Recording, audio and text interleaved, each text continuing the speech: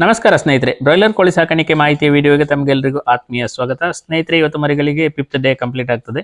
ಹಾಗೆ ಆಂಟಿಬಯೋಟಿಕ್ ಕೂಡ ರನ್ನಿಂಗ್ ಇದೆ. ಇವತ್ತು ಥರ್ಡ್ ಡೇ ಕೋರ್ಸು ಕಂಪ್ಲೀಟ್ ಆಗ್ತದೆ ಇವತ್ತಿಗೆ. ಹಾಗೆ ಸ್ನೇಹಿತರೆ, ಮಳೆಗಾಲ ಆದ್ರಿಂದ ನಾವು ಮರಿಗಳಿಗೆ ಮಾಡಿರ್ತಕ್ಕಂಥ ಭತ್ತದ ಹೊಟ್ಟಿನ ಬೆಡ್ಡನ್ನು ಆದಷ್ಟು ಡ್ರೈ ಸ್ಥಿತಿಯಲ್ಲಿ ಇರುವಂತೆ ನೋಡಿಕೊಳ್ಬೇಕು. ಆವಾಗವಾಗ ರ್ಯಾಕಿಂಗ್ ಅನ್ನು ಮಾಡ್ತಾ ಇರಬೇಕಾಗ್ತದೆ. ಇಲ್ಲಿ ನಾನು ಭತ್ತದ ಹೊಟ್ಟನ್ನು ಸ್ವಲ್ಪ ಜಾಸ್ತಿಯಾಗಿ ಹಾಕಿರೋದ್ರಿಂದ ತುಂಬ ಏನು ಗಟ್ಟಿಯಾಗಲಿಲ್ಲ. ಹಾಗೆ ಅಮೋನಿಯಾ ಎಲ್ಲ ಇವಾಗಲೇ ಸ್ಟಾರ್ಟ್ ಆದರೆ ಮರಿಗಳ ಬೆಳವಣಿಗೆ ಕುಂಠಿತ ಆಗ್ತದೆ. ಆ ಕಾರಣದಿಂದ ನಾವು ಬೆಡ್ಡಿನ ಸ್ಥಿತಿಯನ್ನು ನಾವು ಗಮನಿಸ್ತಾ ಇರಬೇಕು. ತುಂಬ ಗೊಬ್ಬರ ಹಾಳಾಗದ ರೀತಿಯಲ್ಲಿ ನಾವು ಅದನ್ನು ನೋಡಿಕೊಂಡು ಡ್ರೈ ಇರುವಂತೆ ನೋಡಿಕೊಂಡ್ರೆ ಮರಿಗಳ ಬೆಳವಣಿಗೆ ತುಂಬ ಚೆನ್ನಾಗಿ ಆಗ್ತದೆ. ಹಾಗೆ ಆ್ಯಂಟಿಬಯೋಟಿಕ್ ಕೂಡ ರನ್ನಿಂಗ್ ಇದೆ. ಇವತ್ತು 3ನೇ ದಿನ. ನಾನು ಥರ್ಡ್ ಡೇಯಿಂದ ಸ್ಟಾರ್ಟ್ ಮಾಡಿರೋಂಥದ್ದು 3, 4 ಹಾಗೂ 5. ಇದರಲ್ಲಿ ಯೋಕ್ ಸ್ಯಾಕ್ ಇನ್ಫೆಕ್ಷನ್ ಕಂಡು ಬಂದಿದ್ದರಿಂದ ಇದನ್ನು ನಾನು ಆ್ಯಂಟಿಬಯೋಟಿಕನ್ನು ಸ್ಟಾರ್ಟ್ ಮಾಡಿರುವಂಥದ್ದು. ಇವತ್ತಿಗೆ ಕಂಪ್ಲೀಟ್ ಆಗ್ತದೆ. 3 ಡೇಸ್ ಕೋರ್ಸ್ ಸಾಕಾಗ್ತದೆ. ಮರಿಗಳ ರಿಕವರಿ ಆಗಿದೆ ಸೆಕೆಂಡ್ ಡೇಗೆ ಅಂತ ಹೇಳಿದರೆ ಆ್ಯಂಟಿಬಯೋಟಿಕ್ ಕೊಟ್ಟ ನೆಕ್ಸ್ಟ್ ಡೇಗೆ ಮರಿಗಳು ರಿಕವರಿ ಆಗಿವೆ.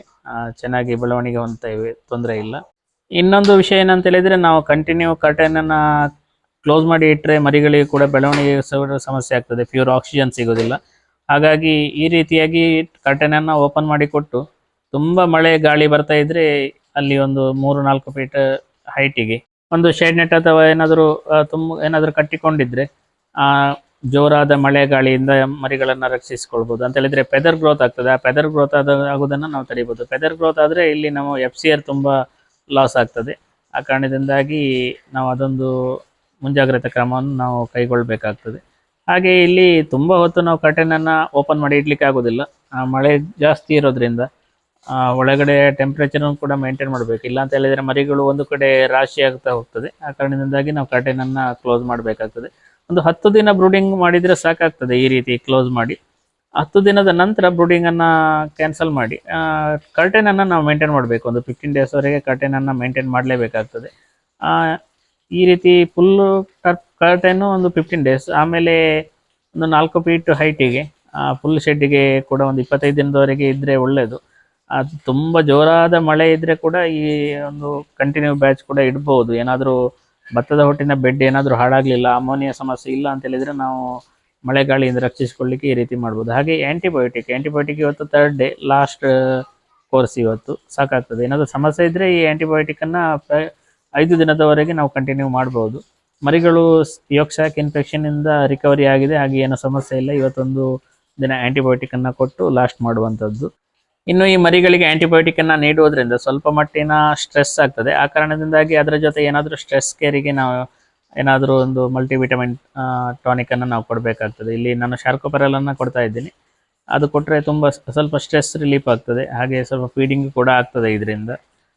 ಇದೆಲ್ಲವೂ ಕೂಡ ಓವರಾಲ್ ಗ್ರೋತಿಗೆ ಹೆಲ್ಪ್ ಮಾಡ್ತದೆ. ಇದನ್ನು ನಾವು ಕೊಡ್ಬೋದು. ಇಲ್ಲಿ ನಾನು ಒಂದು 100 ml ಆಗಿ ಪ್ರತಿ ಮ್ಯಾನುವಲ್ ಡ್ರಿಂಕರ್, ಹಾಗೆ ಇವಾಗ 5 ದಿನ ಆಗಿರೋದ್ರಿಂದ ಆಟೋಮೆಟಿಕ್ ಡ್ರಿಂಕರ್ ಕೂಡ ಇಟ್ಟಿದ್ದೇನೆ. ಅದು ಎಲ್ಲದಕ್ಕೂ ಒಂದು 100 ml ಹಾಗೆ ಈ ಒಂದು ಆ್ಯಂಟಿಬಯೋಟಿಕ್ ನೀರನ್ನು ಹಾಕ್ತಾ ಹೋಗುವಂಥದ್ದು ಸಾಕಾಗ್ತದೆ. ಇದರಿಂದ ಕುಡಿದು ರಿಕವರಿ ಆಗ್ತದೆ. ನಾವು ತುಂಬ ನೀರಲ್ಲಿ ಡ್ರಿಂಕರಲ್ಲಿ ಒಂದು 100 ಲೀಟರ್ ನೀರಲ್ಲಿ ಇದನ್ನು ಆ್ಯಂಟಿಬಯೋಟಿಕನ್ನು ಮಿಕ್ಸ್ ಮಾಡಿ ಇಡಬೇಕಾದ ಅನಿವಾರ್ಯತೆ ಇಲ್ಲ. ಈ ರೀತಿ ಕೊಟ್ಟರೂ ಕೂಡ ಮರಿಗಳು ಬೇಗ ಆ್ಯಂಟಿಬಯೋಟಿಕ್ ಬಾಡಿಗೆ ಸಿಗ್ತದೆ. ಅದರಿಂದ ಮರಿಗಳು ಬೇಗ ರಿಕವರಿ ಆಗ್ತದೆ. ಇನ್ನು ತುಂಬ ನೀರಲ್ಲಿ ಕೊಡಬೇಕಾದಂಥ ಅವಶ್ಯಕತೆ ಇಲ್ಲ. ನಾನು ಜಾಸ್ತಿಯಾಗಿ ಮೆಡಿಷನನ್ನು ಇದೇ ರೀತಿ ಕೊಡುವಂಥದ್ದು. ಮ್ಯಾನುವಲ್ ಡ್ರಿಂಕರ್ ನಿಲ್ಲಿಸಿದ ನಂತರ ಆಟೋಮೆಟಿಕ್ ಡ್ರಿಂಕರ್ ಇರ್ತದೆ. ಆಟೋಮೆಟಿಕ್ ಡ್ರಿಂಕರಿಗೆ ಕೂಡ ಈ ರೀತಿ ಒಂದು ಅರ್ಧ ಲೀಟರ್ ನೀರು ಮಾಡಿ ಒಂದೊಂದು ಡ್ರಿಂಕರಿಗೆ ಹಾಕ್ತಾ ಹೋಗುವಂಥದ್ದು. ಅದರಿಂದ ಬೇಗ ಮರಿಗಳ ಬಾಡಿಗೆ ಯಾವುದೇ ಮೆಡಿಷನ್ ಇದ್ದರೂ ಬೇಗ ಸಿಗ್ತದೆ. ಮಳೆಗಾಲ ಆದ್ದರಿಂದ ಯಾವುದೇ ವೈರಸ್ ಅಥವಾ ಬ್ಯಾಕ್ಟೀರಿಯಾ ಏನಾದರೂ ಅಟ್ಯಾಕ್ ಆದರೆ ಅದನ್ನು ನಾವು ನಿಯಂತ್ರಣಕ್ಕೆ ತೆಗೆದುಕೊಳ್ಳೋದು ತುಂಬ ಕಷ್ಟ. ಆ ಕಾರಣದಿಂದಾಗಿ ತುಂಬ ಜಾಗ್ರತೆಯಿಂದ ನಾವು ಈ ಒಂದು ಮಳೆಗಾಲ ಚಳಿಗಾಲದಲ್ಲಿ ಈ ಒಂದು ಬ್ರಾಯ್ಲರ್ ಕೋಳಿ ಸಾಕಾಣಿಕೆಯನ್ನು ಮಾಡಬೇಕಾಗ್ತದೆ. ಇಲ್ಲಿ ಯಾವ್ದಾದ್ರು ತಪ್ಪಿ ಏನಾದರೂ ಸಮಸ್ಯೆ ಆದರೆ ಅದನ್ನು ನಾವು ಹತೋಟಿಗೆ ತೆಗೆದುಕೊಳ್ಳೋದು ತುಂಬ ಕಷ್ಟ ಆಗ್ತದೆ.